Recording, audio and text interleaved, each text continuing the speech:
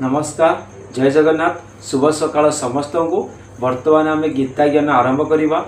आज गीता ज्ञान रे मो पाखे अच्छी चतुर्थ अध्यायर 1 नंबर श्लोक। काली आमर तृतीय अध्याय सरी जाइए। आज आम चतुर्थ अध्याय पढ़ा। आ चतुर्थ अध्यायर प्रथम श्लोक रे भगवान श्रीकृष्ण कौन कहते अर्जुन को आम पढ़ा। आ गीता पढ़िकी आम निजको भाग्य मन करुचु। तो आम गीता पढ़ा आउ गीतार से तत्व को जानिबा, निजको पवित्र करिबा। आसतु वर्तमान मैं आरंभ करुछि से 1 नंबर श्लोक। ओम गुरु ब्रह्मा गुरु विष्णु गुरुदेव महेश्वर गुरु साक्षात् परम ब्रह्म तस्मै श्री गुरवे नमः। ओम गुरुदेवाय नमः। एबे आमे आरंभ करिबा। 1 नंबर टी कोन लिखाई देखंतु। श्री भगवान उवाच। भगवान कथा भगवान श्रीकृष्ण कौन कहते इमं विवस्वते जोगं प्रोक्तवान हमव्ययं विवस्वान मानवे प्राह मनोरीक्षा कवे ब्रवीत। देखो आज्ञा ये जो श्लोकर मीनिंग को लिखा अहम। अहम अर्थ हूँ मु को संस्कृत अहम कहगला। अहम वयम आपण मैंने संस्कृत में पढ़ी थे 10वीं श्रेणी रे। तो अहम अहम अर्थ हूँ मु। इमम इमम अर्थ हूँ यही। अव्ययम अव्ययम अर्थ हूँ अविनाशी। जोगम जोगम अर्थ हूँ जोग को। विवस्वते विवस्वते हूँ सूर्य को। प्रोक्तवान कही। विवस्वान सूर्य। मनवे हूँ निजर पुत्र विवस्वत मनु को। प्रातः प्रातः हूँ ताहा करिथिले। मनु हूँ राजा मनु। इक्ष्वाकवे बा निजर पुत्र। इक्ष्वाकवे हूँ निजर पुत्र राजा इक्ष्वाकु। अब्रवीत ताहा कहिथिले। कौन कहले ना भगवान श्रीकृष्ण कहउचंती मु यही अविनाशी जोग सूर्य को कही। सूर्य निजर पुत्र वैवस्वत मनु को ताहा कही एवं मनु निजर पुत्र राजा इक्ष्वाकु कही।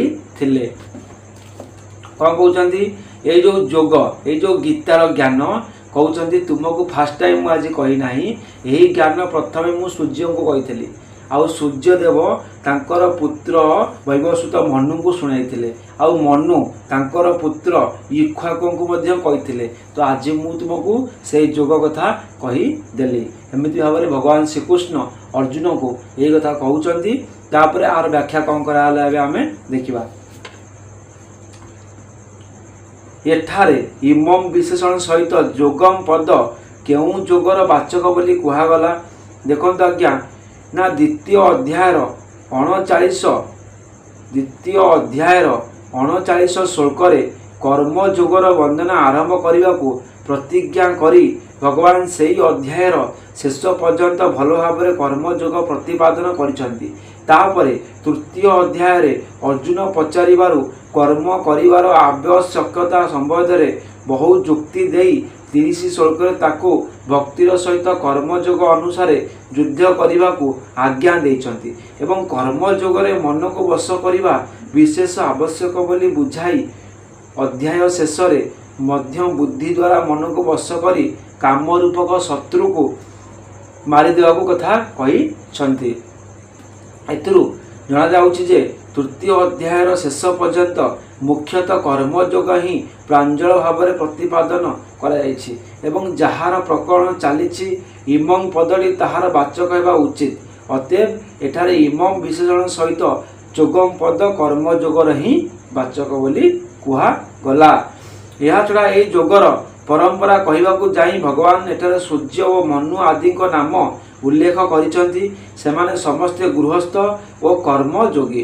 पुणी आगरे ही यही अध्यायर पदर श्लोक अतीत मुमुक्षु मान उदाहरण देई मध्य भगवान अर्जुन को कर्म करिया निमंते आज्ञा देइछंती। देखंतु भगवान श्रीकृष्ण कहते मु जहाकू यही जोग कथा कही सेमाने सब सांसारिक थिले। सेमाने साधु नथिले। ये कथा कहते भगवान अर्जुन को भगवान श्रीकृष्ण अर्जुन को कहते एठारे इमम विशेषण सहित जोगम पद को कर्मयोगर ही वाचक बोली मानिबा आवश्यक। तापरे तृतीय अध्याय शेष में भगवान जो आत्मान संस्तभ्य आत्मा द्वारा आत्मा को निरुद्ध करी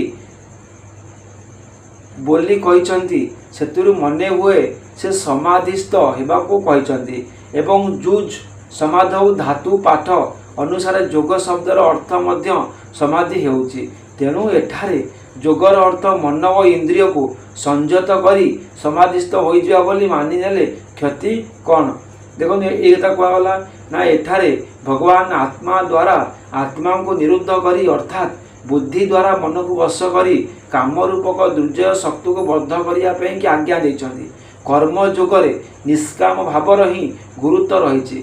काम को विनाश करने द्वारा कर्म योग सिद्ध हो जाए। जितेबाला आम काम को विनाश करवा से आमर कर्म योगटी सिद्ध हो जाए। तो काम हूँ आम शत्रु ना, काम को विनाश करवा निहाती आवश्यक तथा मन और इंद्रिय मान को वश करवा कर्मयोगी परम आवश्यक बोली स्वीकार करा जाइछे। अतएव बुद्धि द्वारा मन इंद्रिय को वश करवा और काम को मारिबा यही सब कर्मयोगर अंग व उपयुक्त प्रथम प्रश्नर उत्तर अनुसार सेठारे भगवान कर्मयोग साधना करने को ही आज्ञा देछंती। तेणु एठारे योगर अर्थ हठ योग बा समाधि योगरे बोली न धरी कर्मयोग बोली धरिबा उचित हेब। जो योग आम कहते समाधि हो ध्यान रे बसवा एठी कहला ये योगर अर्थ से योग नुहे। ये योगर अर्थ कर्मयोग। कर्मयोग अर्थ कौन ना कर्म करिब फल आशा रखिब नाही, निरंतर भाव निष्काम भाव धर्मयुक्त कर्म करिब, एटा को होची कर्मयोग कुआ जाए।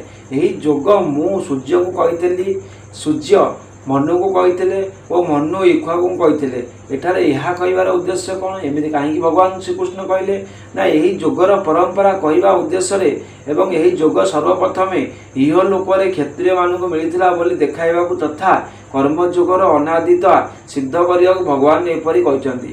भगवान कहया कथा हूँ यही योग अनादि काल रही जाइए, आज फास्ट टाइम नुहे केबे को काल ये लोक क्षत्रिय मान को कह जाइए। तेणुक आज आम गीता ज्ञान आपन को 1 नंबर श्लोक पढ़ी शुणेलु। आमर चतुर्थ अध्याय आरंभ हो जाइए। आ चतुर्थ अध्याय आमर ज्ञान कर्म संन्यास योग आम पढ़ा।